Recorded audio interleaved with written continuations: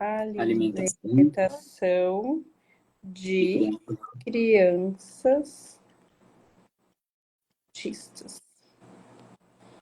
E aí eu faço aqui em comentário e a gente fixa para quem estiver chegando já saber sobre o que estamos falando. Muito bem. Ótimo. Ótimo.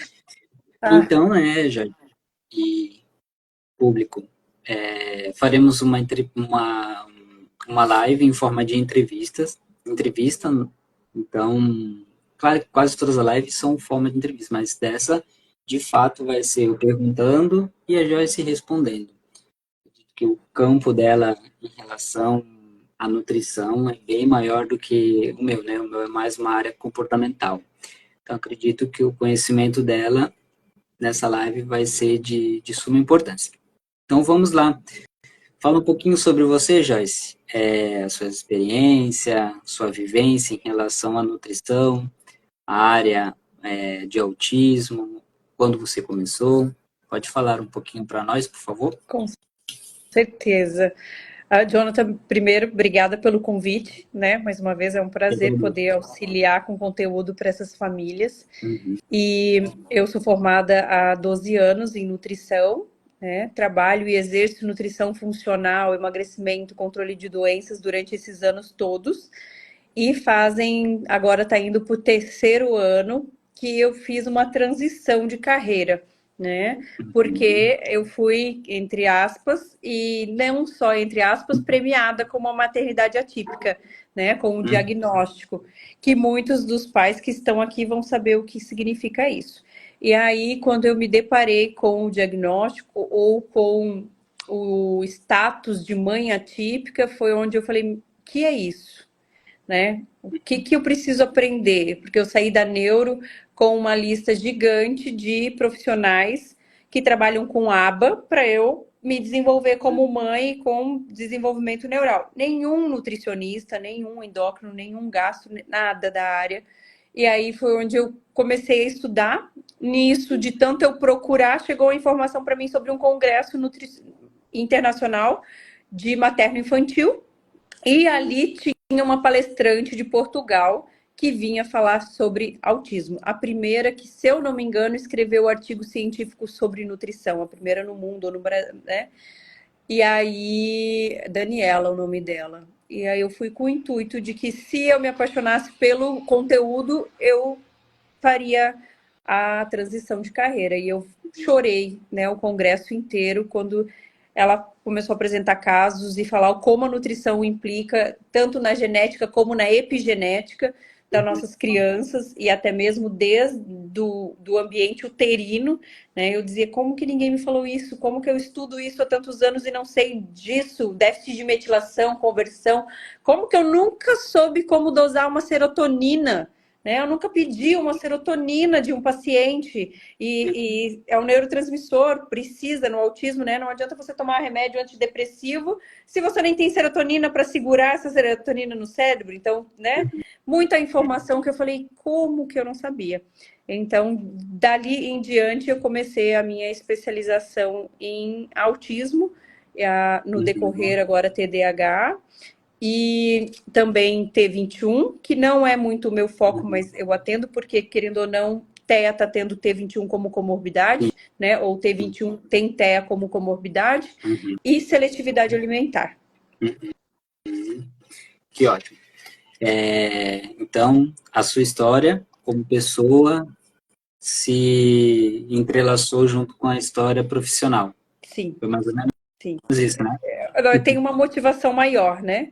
Tem uma motivação diária dentro de casa para cada vez saber mais, ainda mais a parte de neurotransmissores, intestino e cérebro. É apaixonante como tudo está interligado e como definitivamente o que as nossas crianças comem e digerem faz parte do que elas são.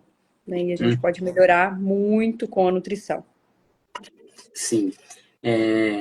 E uma coisa que a gente sempre vem falando, né, até na nossa última live que fizemos, essa relação, né, que como a gente precisa estar com uma equipe bem formada, né, bem orientada, bem entrosada. Porque, como você mesmo falou, né? Se não tiver, isso não adianta tomar antidepressivo, então todos os profissionais precisam estar bem alinhados, senão não tem um bom resultado. Jonathan, Por isso é também. incrível como chegam pacientes para mim com diarreia anos, diarreia crônica, tomando remédio, e a mãe fala, já entramos com esse, aquele, não funciona. Sim, porque é absorvido ali, e essa criança não tem estrutura para absorver, então esse remédio não vai fazer a funcionalidade que deveria fazer. Graças a Deus, o mundo já está tendo essa mudança. Por exemplo, você me convidando para fazer uma live, nós já temos neuro, eu tenho 2 neuros, uma de Santa Catarina e uma do Rio Grande do Sul. A do Rio Grande do Sul, uma neuro de alto renome, encaminhando pacientes de todo o Brasil, porque cai para ela com alteração gastrointestinal, alergias não tratadas, e aí a gente faz a intervenção, a resposta da neuro vem muito mais rápido. Os pais falam, meu Deus, a diferença é muito grande, né? Sim, sim.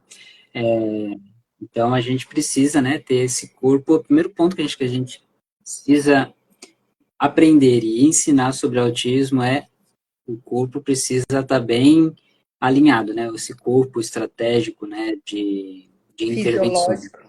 Uhum. E eu sei que isso você vai falar um pouquinho depois, Joyce, mas acho que já é bom também a gente já introduzindo em relação a isso. Queria que você falasse um pouquinho, né, sobre a sua histórias de sucesso, histórias que você vê como foi algo desafiador em relação a essa tua transição, em relação a habilidades e como que foi isso, né, essa questão assim com os pacientes e essas evoluções. Se você consegue falar um pouquinho. Então, eu comecei no consultório um pouco insegura, com muita base, porque eu fiquei 1 ano estudando nos bastidores sem abrir agenda, né? Então, fiz 1 ano de consultoria, depois eu fiz 2, 3 cursos. Quando eu finalizei, eu abri agenda. Então, eu tinha uma experiência gigante, eu tenho mais de 8.000 pacientes atendidos na nutrição funcional.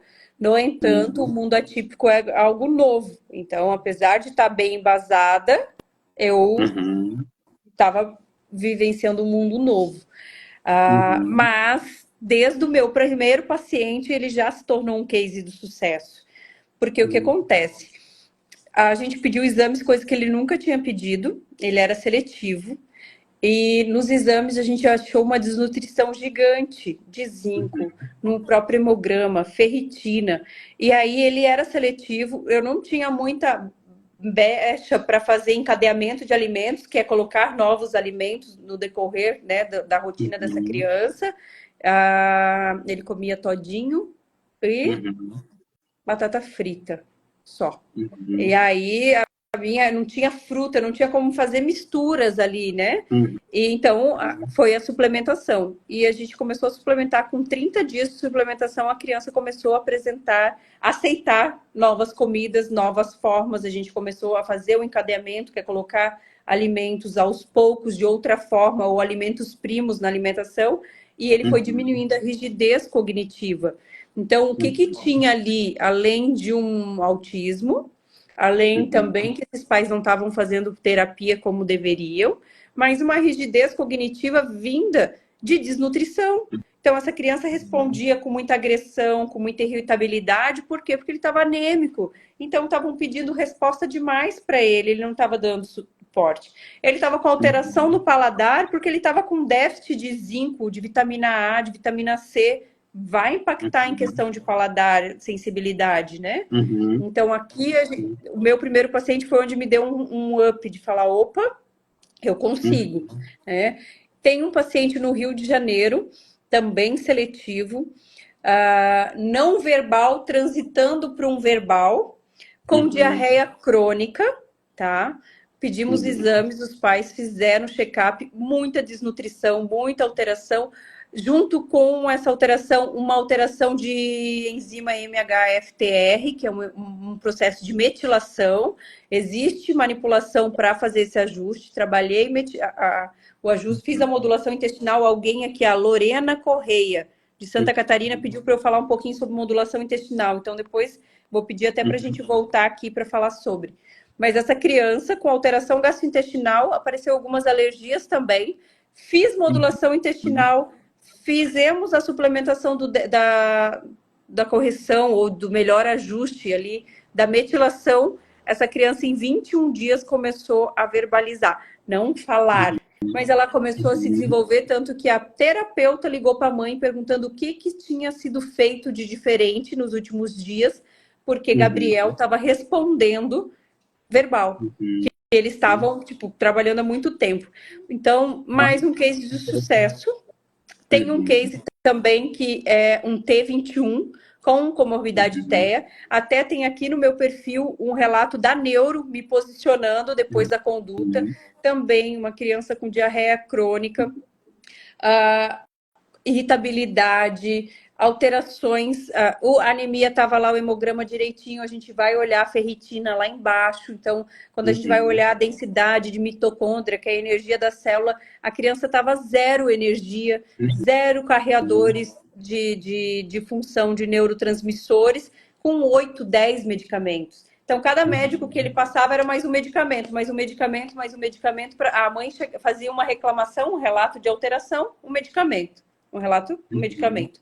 Então, essa neuro fez toda a limpeza e eu fiz todo o suporte de modulação intestinal e foi a primeira consulta, a gente já teve resultado. Nem precisou de muito acompanhamento. Inclusive, tem um relato da neuro em áudio publicado aqui no perfil, né? Joyce, então toda criança tem alteração gastrointestinal? Toda criança vai ter diarreia? Não. Tem crianças que não têm diarreia, mas a gente vai fazer os exames, está com o abdômen distendido, ou vai fazer os exames, está com alteração nutricional, vai fazer os exames, está sinalizando fungos e leveduras, por isso está seletivo. Às vezes, seletividade existe no autismo, existe funções motoras, né? Tipo, pode ser hipotônica, para mastigar, por exemplo, muitas crianças, o meu, inclusive, gasta energia para mastigar carne. Então, até hoje, a carne eu pico muito picadinha para ele mastigar, precisar demandar menos energia possível, senão ele deixa a carne de lado, porque ele é um pouco hipotônico, e mastigar demanda energia, ou seja, não quero gastar energia, me cansa mastigar, eu não vou comer. Então, isso existe também, né? E a seletividade alimentar, quando a gente vai falar de uma criança com alergia, com alterações, com a barriguinha do seu boneco, que a gente fala que é aquela digestão, ou uma SIBO, que é uma produção excessiva de bactérias, ou uma disbiose, ou até mesmo alergias que não estão impactando em evidências clínicas ali nas fezes. O cocô está saindo direitinho, mas a gente vai fazer... Tem uma calcoprectina fecal, que é um marcador inflamatório do intestino altíssimo. Então, tá marcando, tem marcador alergênico, vai fazer os IgEs, os marcadores de alergia, tá com alergia alterada. A gente faz ajuste, essa criança começa a melhorar comportamento, irritabilidade, estaminas. Uma criança que é resistente, não consegue eliminar, não tem um bom processamento das estaminas, ou seja, quando você tem alergia, o que você toma? Um antialérgico, que é o quê? Um antihistamínico, para combater histamina. Mas os alimentos têm histamina. Se meu corpo não sabe processar direito, sintetizar essa histamina, vai ficar acumulado. Essa criança à noite vai estar extremamente agitada. Então, às vezes, não é hiperatividade, é alteração de alguma função de alimentação. E as estaminas vêm através do peixe, que é rico em histamina, o arroz é rico em histamina. Arroz dormido potencializa a quantidade de estamina nele. Então, assim, a nutrição vem para dar suporte para essas pequenas situações que não são pequenas, porque está impactando em comportamentos, no desenvolvimento da minha criança, se eu não estou tendo boa síntese ou um ajuste legal de neurotransmissores, que foi igual eu dei o exemplo. Eu vou colocar um remédio antidepressivo ou um modulador de serotonina para minha criança. Ele está tomando, mas ele nem tem serotonina disponível, né? Esse medicamento não está tendo função. E a nutrição consegue dar suporte, a gente consegue fazer modulação, melhorar o intestino ou a parte de alimentos para a produção dessa serotonina, por exemplo. Interessante, porque até nós, né, que trabalhamos com o próprio autismo, estudamos sobre isso, A vida profissional minha mesmo é autismo TDAH. E muita coisa que você falou assim, eu mesmo não tinha conhecimento, assim, sabe? E acredito que nem os pais e muito menos outros profissionais também não devem ter, sabe? Então, mais uma vez a gente fala, né? A criança, né, é um corpo, então esse corpo precisa estar bem ajustado em todas as áreas, senão não vai ter um bom resultado, como você mesmo falou, né? Não adianta ter a medicação se não tiver lá o componente nutricional que não vai ter uma boa interação. E isso vai Resposta. impactar em todas as áreas, né? Às vezes pode impactar lá na TO em relação à sensibilidade sensorial, isso vai impactar lá comigo em relação à área comportamental, e assim vai, né? Em relação à fono, por exemplo, como você mesmo falou, dessa questão, desse Da nível hipotonia. comportamental. Então, isso é muito interessante. Eu tive um A gente caso, também, pode inclusive, no falar. consultório semana passada, de uma criança com seletividade. A mãe vem com relato de seletividade alimentar, né? E aí a Uhum, gente foi investigar, e outro profissional, claro que daí um médico e a TO, uhum, primeiro a TO, a fono, a fono. A criança está com língua presa, tem aquele freio, uhum, precisa fazer cirurgia. Então, a minha criança, ela não é seletiva. Ela está tendo uhum, problema motor que não foi uhum, assistido. E aí precisa de uma cirurgia, e por isso que a criança não pega carne. Ah, mãe, o relato era, ela não come, ele não come nada que não seja pastoso. Claro, porque se não uhum, for pastoso, ele não sabe lidar com esse alimento dentro da boca, uhum, né? Ele uhum, expulsa. Por quê? Porque ele tem dificuldade, tem que fazer a cirurgia, tem um freio. uhum, Normalmente, isso a gente já consegue ver num bebezinho. Eu tenho uma filha de uma amiga minha que fez com 5 dias a cirurgia. Mas muitas uhum, das vezes não consegue ser visto, passa despercebido. Essa minha criança tem 2 anos. Então, pensa, ela não é seletiva, ela tem um problema motor. Então, a nutrição ela vem para isso, para junto com os pais, a gente uhum, conseguir assistir essa criança como um todo. Eu digo, né, que eu avalio desde a ponta da cabeça até a ponta do pé, e a gente vai investigando. Eu avalio o parto, eu avalio se tem manchas no corpo, eu faço perguntas, né, no questionário pré-consulta, para realmente conhecer essa criança, para que a gente uhum, possa, com a nutrição, tentar fazer o máximo possível de intervenção, sendo ela seletiva ou não, sendo ela com uhum, alterações gastrointestinais ou não, ou olhando realmente para ela só com os relatos dos pais. Ah, eu quero só melhorar a alimentação, eu quero avaliar se nutricionalmente ele está adequado, né? Tá com suporte. E aí, quando fala em melhorar a alimentação, entra no nosso assunto da live, que são uhum, estratégias para a gente conseguir potencializar a nutrição dos atípicos, que a gente precisa de nutrientes em um nível superior a uma criança típica. Eles precisam de uhum, mais do que o tradicional. Além de que eles estão recebendo muito mais suporte e demanda que uma criança típica. A criança típica às vezes está em casa brincando, sem rotina. A criança típica está cumprindo horário, está indo para terapia, está gastando muito mais energia, estão exigindo muito mais dela.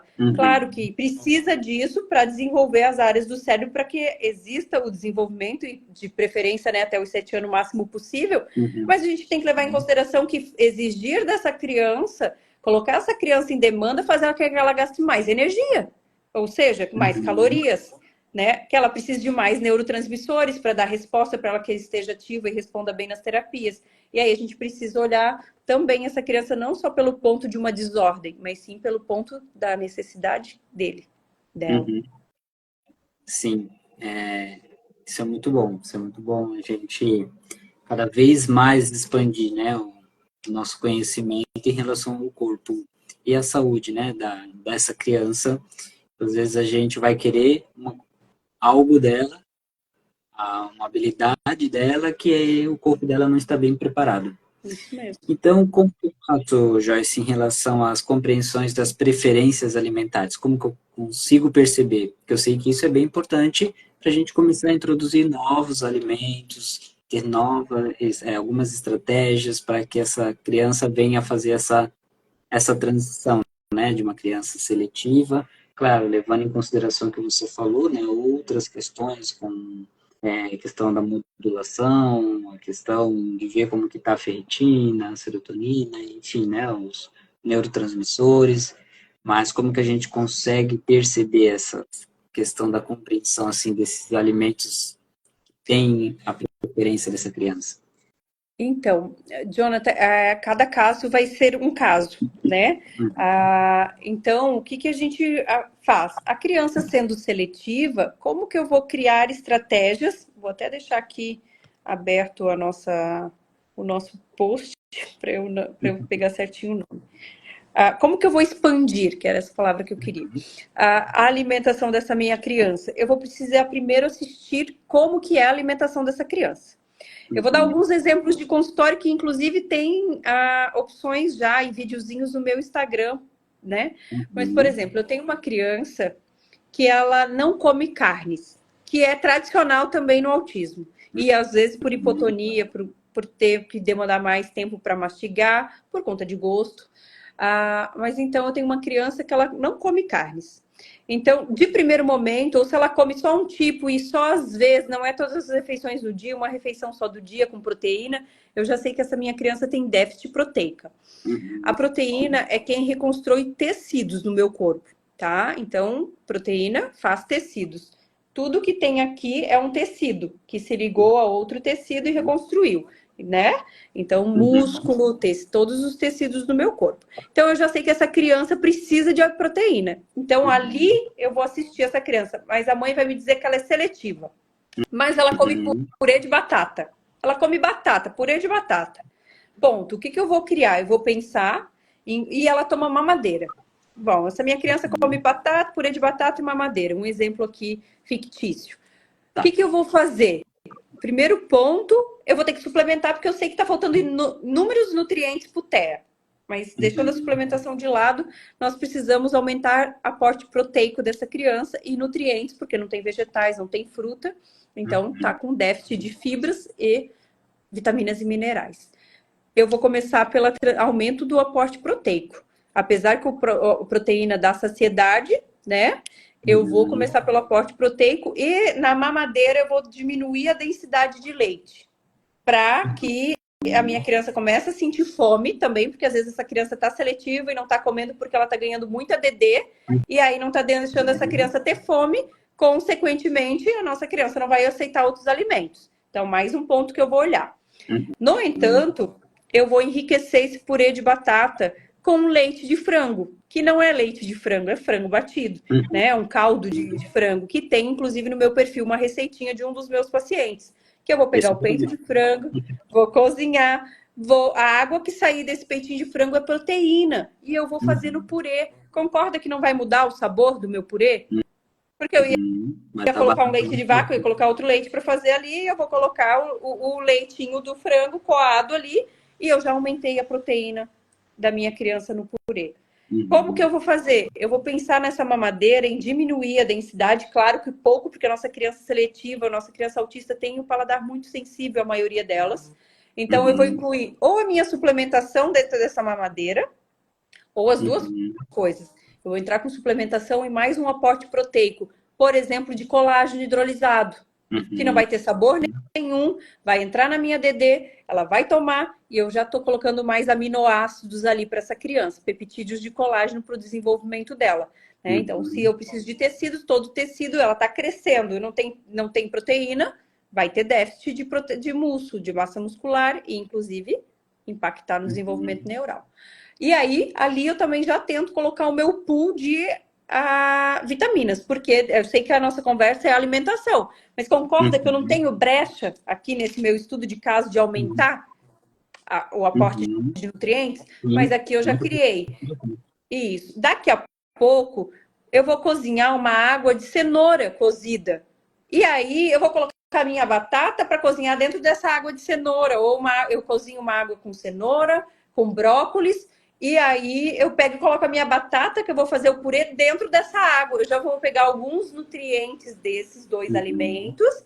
Então, já incluí mais. É dessa forma que a gente vai fazendo para aumentando os nutrientes, enquanto a minha criança não aceita o alimento físico. tá? E para não depender somente de suplementação. Então, aqui ficou claro como a gente consegue enriquecer? Uhum. Vai Certo. pegando uma coisa que ele já tem e vai inserindo com...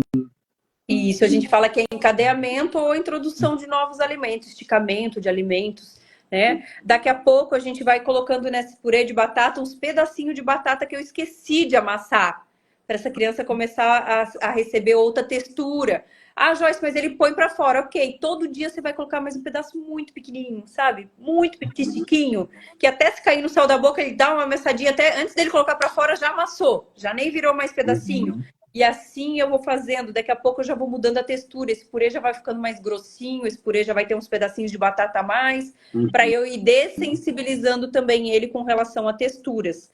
Claro que tudo é um processo e é teste, pode ser que não funcione, pode ser que a gente vai ter que fazer de outra forma, mas é dessa forma que a gente vai enriquecendo e criando estratégias com cada criança. E cada criança é uma criança, porque a minha outra criança pode comer, por exemplo, feijão, ama feijão. Nossa, daí eu ganhei uma abertura gigante para incluir nutrientes, porque no feijão eu já faço ideia para o pai e para a mãe fazer os cubinhos de vegetais. Então, vai lá, pega espinafre, pega couve, bate no liquidificador, coloca tudo. Também tem um vídeo no meu perfil ensinando. Coloca tudo isso nos cubinhos de gelo. Tira os cubinhos, coloca em plásticos, em sacos plásticos. A hora que eu for cozinhar meu feijão, que o meu feijão estiver quase pronto, eu vou colocar uns cubinhos verdes. Aí eu fiz a mesma coisa com a minha cenoura, eu fiz a mesma coisa com um tomate, entende? Eu consigo colocar outros nutrientes dentro desse feijão e esse feijão ficou com um caldinho extremamente nutritivo. Ah, Joyce, a minha criança come hambúrguer, mas só come o meu hambúrguer. Ok. Vamos bater vegetais, uma cenourinha, um tomatinho desse hambúrguer dentro dessa massinha? Ah, Joyce, meu filho não come nenhum tipo de fibra para ajudar no intestino. Não vamos colocar um psyllium dentro desse hambúrguer que não tem gosto de nada, ele não vai sentir, vai ajudar a criar liga e pronto, o hambúrguer já vai ter um hambúrguer com fibra? Então, assim, são essas estratégias, né? São esses pontos que cada criança vai chegando e eu vou assistindo que a gente vai criando brechas para ir melhorando a parte nutricional. Sempre pensando em nutrientes específicos mais para o TEA, né? Parte de metilação, parte de ferro, né? Energia celular, energia para mitocôndria, bioativos, que são os antioxidantes também. Joyce, o que significa isso? Pensar em propriedades bioativos, tomate tem o licopeno, a cenoura tem o licopeno, né? A cenoura tem o beta-caroteno, e aí a uva tem o licopeno. Enfim, são essas pequenas propriedades que combatem os radicais livres, que combatem a oxidação das células. E uma criança autista tem um cérebro oxidado, tem um processo de neural inflamado. Eu tenho uma professora minha que fala, se for para resumir o autismo, uma criança autista hoje resumiria em uma palavra só, qual seria? Ela fala inflamação. É uma criança que precisa olhar ela com um perfil e um olhar para tratamento de inflamação corporal, né? Tratar a inflamação para que ela responda com o fígado trabalhando uma detoxificação adequada, parte renal, intestino, cérebro. Então, isso que você falou seria a estratégia para expansão, né? Para essa expansão alimentar. Isso. Então, se a gente fosse resumir, seria mais ou menos assim: pega o que a criança já tem, só vai inserindo outras coisas naquilo ali que de ela... primeiro momento, se ela não tiver rigidez cognitiva, se ela aceitar, por que não fazer uma troca? Joyce, o que significa isso? Minha criança só come coxinha. Ok, vamos tentar uma coxinha mais saudável, mas uma transição de coxinha saudável, porque eu saí de uma coxinha que é uma coxinha não saudável, com farinha de trigo, muita massa, né? Frita. E sair direto por uma coxinha de massa de batata doce, com assada na air fryer, com o mesmo recheio da outra, é uma transição muito grande, concorda comigo? Que as duas são coxinhas, mas vão ter sabores totalmente diferentes. Então, vamos começar a fazer uma transição. Vamos fazer essa coxinha não saudável com farinha de trigo, que autistas teoricamente não devem ingerir, porque devem eliminar ou diminuir muito a questão do glúten. Vamos fazer uma transição e começar a mexer? Vamos deixar a primeira farinha de trigo, daí vamos colocar um pouquinho de farinha de arroz sem glúten, daí daqui a pouco a gente já vai fazer um pouquinho com aveia. Vamos tentar mudar, que também precisa ter um cuidado, porque hoje na era da nutrição, todo mundo está fazendo muita receitinha com muita farinha, com muito isso. Aí começa a aparecer minhas crianças com fungos, porque essas farinhas, essas oleaginosas, possuem, né? Depende de galpão onde são armazenados, elas possuem fungos. E esses fungos na minha criança vai impactar em seletividade alimentar, em comportamentos, em falta de apetite. Então, assim, não é encher essa criança de receitinhas, mas sim, se ela já come um não saudável, a gente tenta fazer essa transição para deixar, ao longo prazo, transformar esse alimento num mais saudável. Apesar que o ideal é tentar trazer essa criança para comida de verdade, sabe? A comida de verdade é o que vem da terra, o que tem no açougue, o que tem no quintal, o que tem no pé de árvore. É que a gente hoje, para facilitar a vida, está muito no industrializado.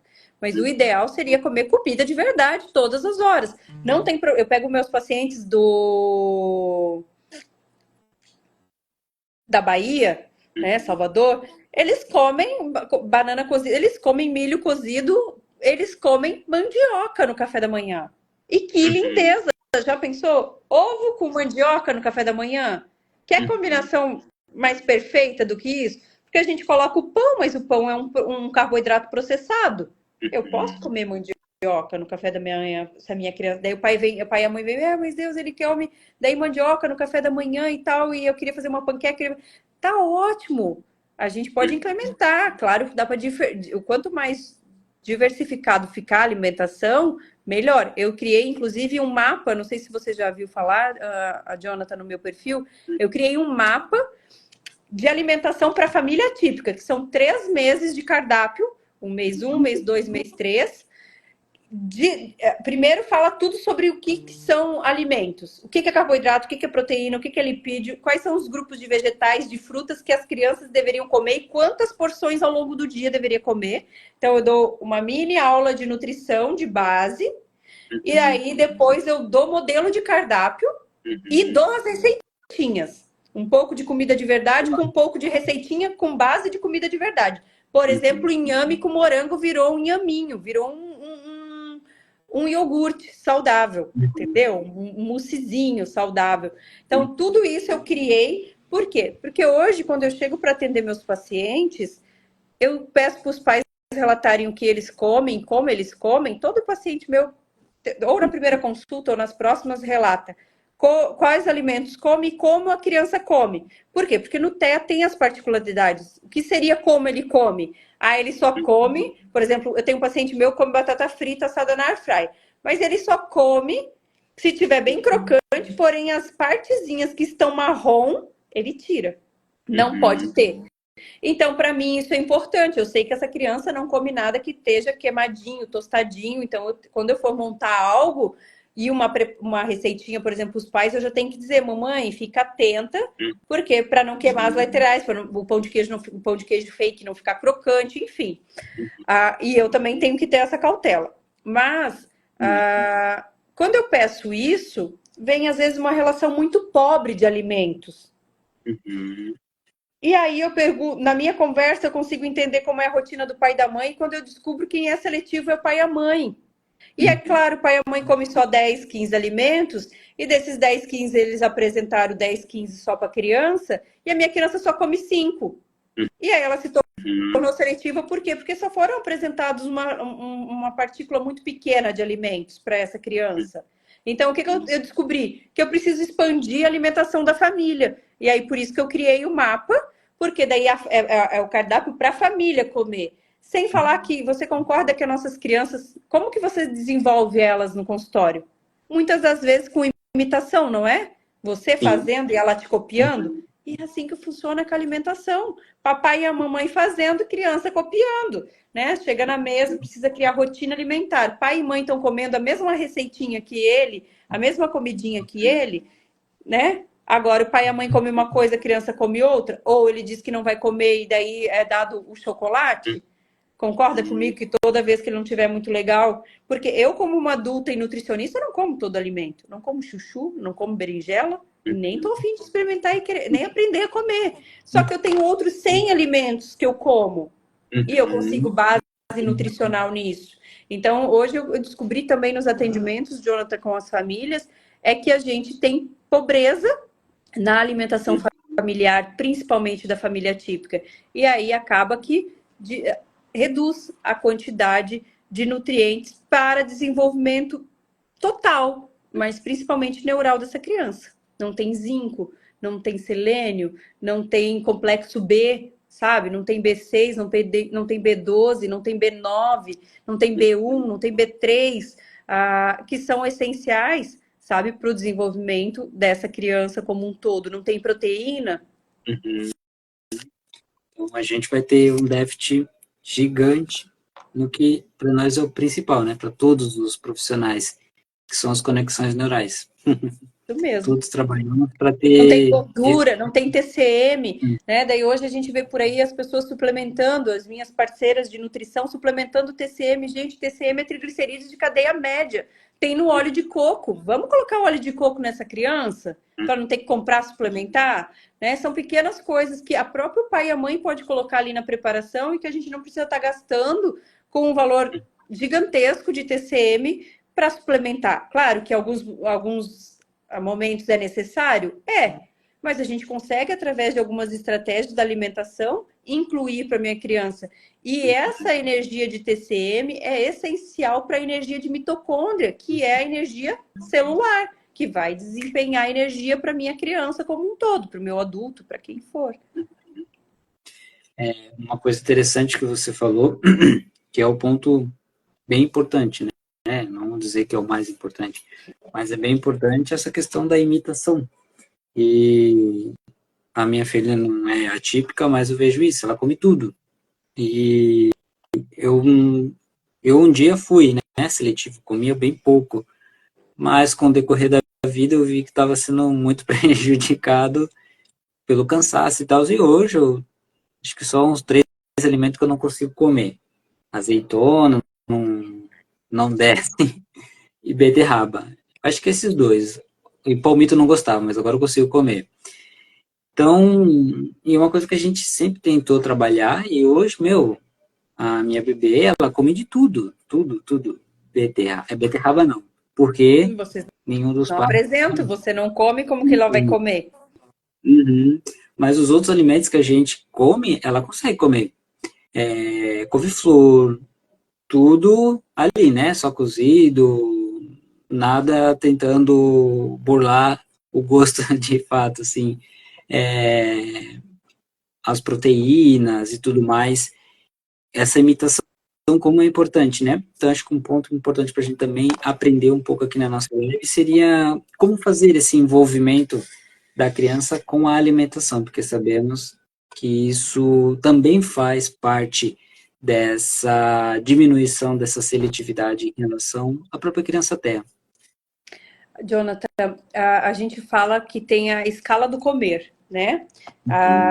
Então, a escala do comer, o nome já diz, uma escala, onde a gente vai começar, até vou pegar aqui, porque eu fiz uma publicação, porque eu falo em consultório, que é evoluir a nossa criança. Ela precisa, primeiro, tolerar o alimento, porque ela pode ter sensibilidades sensoriais, motoras, como eu já falei, deglutição, manuseio desse alimento na boca, parte motora, sensibilidade a toque, sensibilidade a cheiro, e vou te dizer que com suplementação eu tenho vários cases que você perguntou de consultório, que a gente suplementa zinco, faz a suplementação direcionada ao TEA, a criança para de ter sensibilidade olfativa, tá? Ou diminui muito, mas a gente precisa trabalhar o tolerar. Essa criança primeiro precisa saber tocar, mexer com esse alimento e ser respeitada com as sensibilidades dela, né? Mas dá para fazer estratégia quanto a isso. Ela precisa interagir com esse meio.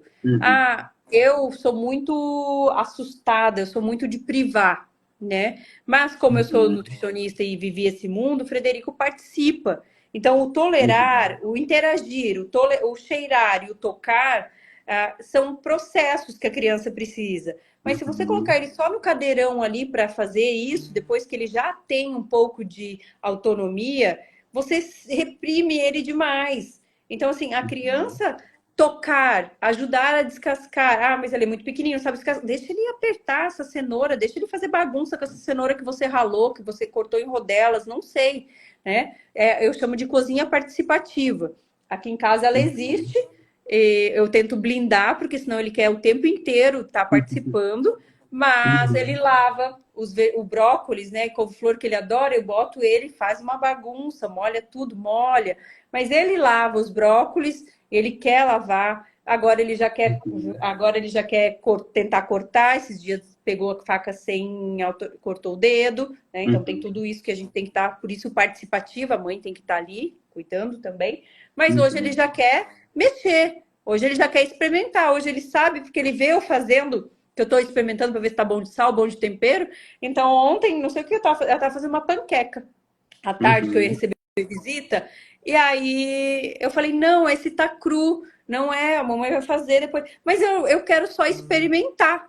Ou seja, ele colocou o dedinho ali, né, dentro, botou na... Por quê? Porque ele vê eu fazendo isso enquanto eu estou nas preparações. Então é interessante os pais criarem esse ambiente, né, a deixar, criar uma mesinha na própria cozinha para a criança mexer ali, tentar imitar o pai e a mãe cozinhando, sabe? Então também é importante deixar ele tocar esse alimento, apresentar ele de outras formas, né? Sabe, a banana, vamos apresentar ela amassada, ela em rodelas, ela inteira, porque daí se abraça um tipo de metodologia na introdução alimentar que eu não sou favorável e eu não consegui fazer isso, que é BLW, é todo o alimento inteiro deixar a criança. Para mim não funcionou, era uma faxina cada vez. E eu, como mãe, não funcionou. E aí eu comecei a criar a cozinha participativa. Inclusive, eu criei um material disso também, sobre desde a maternidade até 1 ano de vida da criança. Onde eu explico a minha experiência, onde eu coloco todas as a participativa, a tradicional, a BLW, a Bliss, eu fiz um bem bolado de tudo, sabe? Então, às vezes, tinha para ele brócolis amassado, brócolis em arvorezinha e brócolis todo picadinho. E aí ele botava a árvore e eu ajudava com a colher. Eu dava o brócolis que era em forma de creme, já tinha azeite de oliva ali dentro, já tinha tempero. É diferente do gosto daquele que ele estava comendo em arvorezinha, sabe? Para ir explorando, funcionou. Aqui Várias funcionou. texturas. Isso, já de início. Então, isso também às vezes é importante. E se o pai e a mãe não fez isso lá do início, talvez por isso a nossa criança hoje também está um pouquinho mais restritiva, porque ele já tem a tendência a ter rigidez cognitiva, a seguir ser metódicos, né? Seguir rotinas. Até que a criança vai experimentar e comer, existe esse processo: tolerar, interagir, cheirar, tocar, experimentar, comer. Né? Então, é importante passar e testar esses processos. Joyce, como que eu faço? Hoje já existe nutricionista que faz terapia de chão. Eu, Joyce, não faço a terapia de chão, que é fazer todos esses passos 1 a 1 durante a terapia. Que é estar lá dentro da sala, igual você faz, a sua meia hora, 1 hora com a sua criança, com a parte comportamental, é a nutricionista estar dentro. A TO às vezes faz isso também, que é a exploração sensorial dessa criança, mas há nutricionistas que faz a terapia de chão, que a gente chama, e faz essa dessensibilização, apresentação dos alimentos dessas formas que eu estou falando, e aplica a escala do comer. Eu explico para os pais o que é a escala do comer, então hoje tem até uma publicação no meu Instagram, porque eu só mando para o pai e para a mãe ler e entender o que eu expliquei na consulta, mas é um processo, Jonathan, é um processo e cada criança vai ser uma. Deixa eu te falar outra coisa, tem perguntas, o que você acha de a gente responder? Pode ser. Deixa eu ver aqui. Eu tô na Yasmin, lá em cima. Yasmin 23. A mamãe fala: o meu filho é seletivo e ele só come batata frita de pacote. Ou seja, ele só come um alimento. Olha só como a gente tem que olhar para essa criança. Ela está comendo só carboidrato, né? Nós não temos gordura, a gente não está tendo a proteína. Possivelmente essa criança usa mamadeira, mãe? Depois você conta pra gente. Mas aqui a gente tem que tentar trabalhar uma escala, entender o porquê dessa batata. Será que se a gente colocar uma cenoura no mesmo formato dessa batata, assar ela junto, eu não sei se é assar ou se é fritar, ou fritar junto, ela vai ficar meio priminha, será que não funciona? Será que se eu fazer uma batata doce no mesmo formato e tal, e ir misturando essas três, ele vai comendo, será que talvez ele aceite, hoje não, amanhã não, depois amanhã não? Coloca só um palitinho no meio dos outros 15 palitinhos que ele está comendo de batata tradicional, será que passa? Será que essa criança se permite? Muda de cor? Um muda de cor, outro fica na mesma cor. Será que a gente não consegue? Será que se a gente apresentar essa batata em forma de bolinho, mas com a mesma crocância da batata frita, será que ela vai se permitir a dar uma mordidinha ou não? A gente precisa testar, porque um alimento só eu tenho uma seletividade severa. Se eu não tenho uma mamadeira, se eu não tenho outro ponto para enriquecer de nutriente, eu preciso olhar com outros olhos essa criança, inclusive com parte nutricional, tá? Possivelmente há uma desnutrição. O meu filho só come batata o dia todo e nuggets. Ó, batata e nuggets, a mesma mamãe. Já surgiu mais um alimento, o nuggets frito. Então, acredito que sejam os dois fritos. Então, aqui no nuggets, a gente consegue fazer um encadeamento de alimentos. A gente já pode tentar transitar esse nuggets para um nugget saudável feito em casa. Ou já existem opções no mercado com o nuggets, que é o frango inteiro, porque o nuggets nada mais é do que um monte de coisa batida. Sim. Pele, enfim, né? Tem substância, tem farinha misturada, tem um monte de coisa. Então dá pra gente tentar fazer encadeamento nesse nuggets, tá? Trazer ele de um alimento não saudável e ir fazendo transição e transformar ele no nugget saudável. Existe já no mercado, inclusive eu compro aqui para os dias corridos o nugget saudável, tá? Que é o próprio frango já, só que a casquinha ainda não é saudável, já é pré-frita. Mas concorda comigo que eu já evoluo de uma massa, que eu nem sei o que tem tudo aqui, para um produto que vem escrito, inclusive, 100% frango. Então, opa, é frango. Depois eu tento fazer esse nuggets em casa, talvez, e ir trocando essa batata. Ah, é frito em gordura, imerso? Ok, será que daqui a pouco eu não consigo usar esse mesmo que eu fiz transição, já transformei ele um pouquinho mais saudável, mas será que eu não consigo fazer na air fry para não precisar jogar ele imerso em gordura, porque ele já é pré-frito, já tem gordura ruim? Tá? Meu filho... Entra na mesma questão, né, lá da expansão, né? Vai entrando naquela expansão de alimentação, vai variando o que ele já tem construído. Isso aí. E aí, nesse nuggets feito em casa, nessa farinha, será que eu não consigo colocar já mais alguma coisinha? Um pozinho aqui, um vegetal trituradinho ali que fica sem cor, sabe? Será que eu já não consigo melhorando? Aí é questão da gente ir pensando e estruturando esse encadeamento, essa introdução de novos alimentos. Meu filho não come verduras, vegetais e frutas. Como começa a introduzir? Da forma que eu falei já no início da live. Ah, o que ele come? No que ele come, será que eu consigo colocar ali na preparação? Normalmente eu consigo, tá? Porque o sal, os outros alimentos roubam o sabor, né? Se eu colocar, por exemplo, se eu colocar um chuchu batido, né? Se eu colocar o que tem menos sabor, vamos lá, me ajudem. Uma vagem triturada que quase não tem sabor, mas tem muita fibra, tem muito nutriente. Os vegetais verdes escuros, a couve tem um sabor característico, mas a couve-manteiga tem menos. Eu coloco uma porção muito pequenininha de início. A cenoura quase não tem sabor. Tipo, a cenoura cozida, muitos pais falam, ele come macarrão com carne moída. A cenoura, o tomate dentro e os vegetais verdes dentro de um molho de carne moída, some.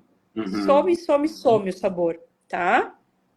E outra, você não vai fazer uma quantidade gigantesca. Você vai começar com um cubinho. Você vai começar com um pouquinho, né? Tipo, eu uso de quantidade os cubinhos de gelo. Então, você vai colocar numa preparação grande, um cubinho de cada um desses que eu falei. Então, não vai. Daí você vai subindo. Daqui a pouco 3 cubinhos, daqui a pouco 4 cubinhos, daqui a pouco 5. Daí você vai implementando. Daqui a pouco você já vai só picar e botar junto para ir diluindo, né? E desmanchando e não batido. Para essa criança começar a ver, bater na pontinha da língua aos poucos e criando essa nova introdução para que não fique sempre mascarando a comida para a criança, né? A fruta, a mesma coisa. Meu, se a gente fizer sorvete, minha criança come sorvete, ok, ela não come fruta. E se a gente misturar no sorvete tradicional, Ah, minha criança só come sorvete de chocolate. Ok. Vamos pegar um morango e bater junto com esse sorvete? E aí botar de volta no congelador? Vamos pegar esse chocolate, esse sorvete normal. Tô falando do ruinzinho lá que a criança come normal. Vamos pegar esse sorvete, trazer para casa, botar no liquidificador com uma pera, com uma maçã, com fruta, bater, voltar pro potinho, botar no congelador, vai ficar da cor do sorvete. Será que essa criança não vai comer? E eu Fazer tô essas variações. Isso, porque muitas das crianças atípicas são visuais. Eu tenho vários. Olha, eu tenho uma criança que vocês nem vão acreditar o que eu vou contar agora. Eu tenho uma criança que a gente está trabalhando carvão ativado, porque carvão ativado ajuda a eliminar toxinas, quando a criança come muito açúcar e a gente não consegue fazer a transição, ele segura as moléculas, né? Elimina açúcar da corrente sanguínea, ajuda na questão de modulação intestinal também, porque tira toxinas, diminui permeabilidade, ajuda a ajustar pH também. E aí eu tenho uma criança que ela toma mamadeira à noite, no escuro. E o pai macera, o pai e a mãe maceram o carvão ativado, colocam na mamadeira, a mamadeira fica preta. E aí eles dão com a luz apagada, a criança toma a mamadeira preta. Só que se vê, não toma de jeito nenhum. É paladar que essa criança tem, é alteração de paladar que essa criança tem ou é alteração e rigidez comportamental, visual? Uma rigidez, com certeza. Então tem tudo isso. A gente começa com uma introdução que talvez não seja tão visual e aos poucos a gente vai fazendo a mudança. Daqui a pouco, nesse sorvete que eu dei exemplo, daqui a pouco já fica rala essa cenoura, nem bate mais e mistura nesse sorvete, vai ficar os fiapinhos, entende? Vai fazendo transição. É realmente um processo, é burocrático, não é fácil fazer. É aos pouquinhos, né? Isso mesmo. E testar, não funcionou? Vamos tentar outra estratégia? Aí a Bianca Limas perguntou como que eu faço para conseguir esse cardápio que eu falei, o mapa. Tá na link na minha bio. Se você acessar ali na minha bio, vai ter um link, vai ter as opções e vai te levar lá para o Hotmart, onde o produto está instalado, tá? Ele é vida. Deixa eu achar aqui, Jonathan. Aqui da Gabi. Não sei se tem mais para cima dela. Aqui, ó. Boa noite. Peguei a live na metade. Ficará salva? Achei muito interessante. Parabéns pelo trabalho. Sim, vamos deixar salva, né, Joyce? Vamos deixar salva. Obrigada, Gabi. Depois eu vou te pedir para te me mandar. Você já me mandou a imagem, né? Eu vou ter que mandar essa imagem para o meu outro telefone para eu poder publicar. Só tá com a data alterada, né? Mas não faz mal. Sim. E para eu publicar e a gente deixa salvo aqui no meu perfil, eu te coloco em collab, já que não deu para fazer ela no teu perfil, tá? Sim. Combinado. É isso. Encerramos as perguntinhas que tinham ali, tá? Eu acho que é isso, né, Joyce? A gente tratou Deu para tudo que a gente esclarecer? tinha combinado e para a gente ter, né, esse fechamento, esse encerramento, lembre-se, né, que eu sempre falo, a criança é um ser integral, então a gente não consegue só tratar uma questão isoladamente, precisa o corpo estar bem organizado. Isso, E a aí... importante, faz parte, né? Pode falar, Giz. A equipe multidisciplinar é essencial, sabe? Eu vejo por mim, né? Frederico passa por 6 profissionais na terapia, né? Cada um desenvolve seu papel, cada um exige, né? Espera dele o estímulo e uma resposta, né? E aí é muito importante. Eu, como mãe atípica, eu vejo nítidos comportamentos, sabe? Ele vai para casa dos meus pais. Aqui em casa ele tem uma alimentação bem regrada. Eu tô pecando particularmente no café da manhã, porque eu sou muito dorminhoca, então eu sempre fui de levantar e fazer. Hoje em dia ele já tá meio que se virando sozinho, apesar que eu não deixo alimento que não é saudável, mas inclusive essa semana é uma semana de resgate. Tô voltando a comer na mesa com ele, criar rotina, porque começou a me dar problema fora de casa. Né? Começou a aparecer comportamentos inadequados fora de casa, mas porque eu comecei a alterar o comportamento dentro de casa, a base. Então, também isso é importante na alimentação, não é só o comer, é a gente pai e mãe conversando comigo, precisa ter rotina alimentar, porque isso vai criando rotina igual nos outros âmbitos que a gente faz com a terapia. Mas eu consigo ver que ele faz a terapia, tem essa equipe toda trabalhando, precisa trabalhar em conjunto, e eu vejo nítido, quando ele vai para casa dos meus pais, que ele fica mais solto, que eles liberam a bolachinha de Natal, o carboidrato, altera, ele já é agitado. Nossa, ele parece uma vitrola. Não para de falar. Daí, às vezes, eu até peço, pelo amor de Deus, silêncio, né? Porque fica tão. O cérebro fica tão excitado que ele consegue excitar o meu, que todo lado, sabe? E aí eu paro e penso, né, gente, é puro carboidrato e açúcar do vovô e da vovó. Pensa o tanto que agita, né? E aí é onde eu quero chegar, comprovar que a alimentação interfere muito. Eu estou fazendo uma suplementação para o Frederico, porque ele é muito agitado, talvez ele tenha um TDAH aos 6 anos, não sei, mas eu estou trabalhando uma fórmula de mais calmaria, extratos de melissa, algumas coisas pontuais para dar um relaxamento. E outra coisa que é nítido, os dias que ele toma, ele fica até mais amoroso. Eu estava no domingo, a gente estava sentado aqui em casa, e aí no sábado ele estava um furacão. No domingo, porque no sábado eu esqueci de dar quando ele acordou. E aí no domingo acordou, a primeira coisa que eu fiz, antes do café, daqui a pouco a gente olhamos um para o outro e falamos: você está percebendo a diferença de ontem para hoje? Ele falou: sim. Eu falei: é só a suplementação, para ver como tem interação com comportamentos e com o cérebro, sabe? Então, assim, a nutrição, junto com vocês, terapia em loco, sabe? Vocês, como profissionais comportamentais, posicionar a outra equipe, sabe?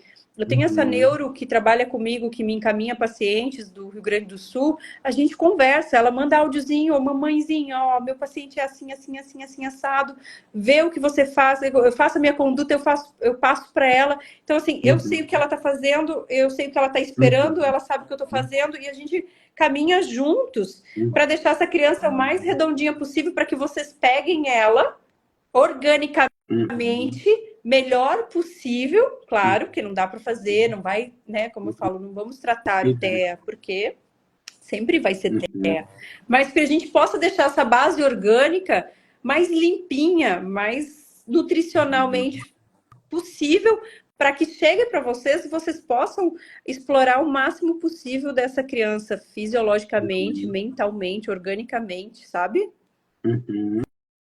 Sim.